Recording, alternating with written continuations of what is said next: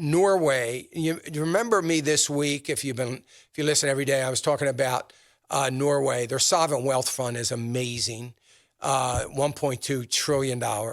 So compare that to no debt, 1.2 trillion in sovereign wealth. That means that's just cash they got hanging out.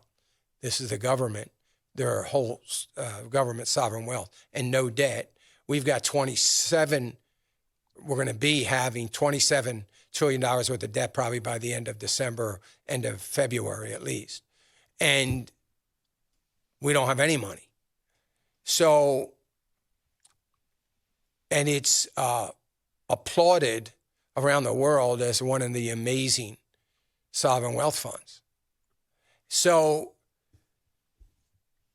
it's interesting because yesterday, Norway's fund manager of that portfolio has said that they are looking at all of their companies that are what they call carbon companies. These are companies that emit CO2. In short, they're energy companies, oil, gas, coal company. I don't think they have any coal. Oil, gas companies that they are looking at, maybe some refineries and different things like that.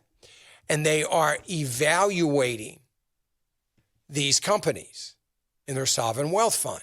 Well, immediately social media in that country and social media picking up on it around the globe, saying the most brilliant and greatest sovereign wealth fund in the country, in the world, is now throwing out their carbon companies, and everybody needs to follow the example of that. So anyway,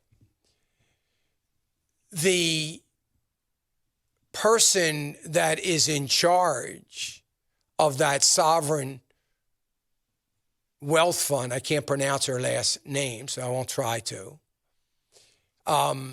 She is the fund's chief corporate governance officer for the fund. She said, wait a minute, no. What we are evaluating those companies is the same standards that we regularly evaluate all their companies. And I was thinking, this is why the Sovereign Wealth Fund is such a powerful and such a good fund, because they're doing what I do on a regular basis, and what everybody should be doing, is they are evaluating these companies for what their future is going to look like and what lies ahead.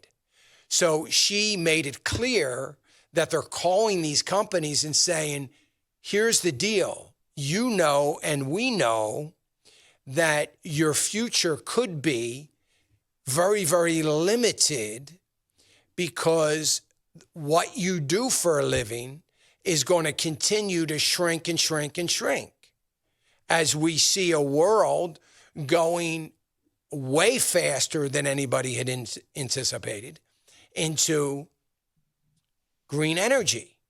So we want to know what your future is. What are you going to do to keep pace, to keep profitable, to maintain growth in a world that isn't going to be using carbon energy like they did 10 years ago?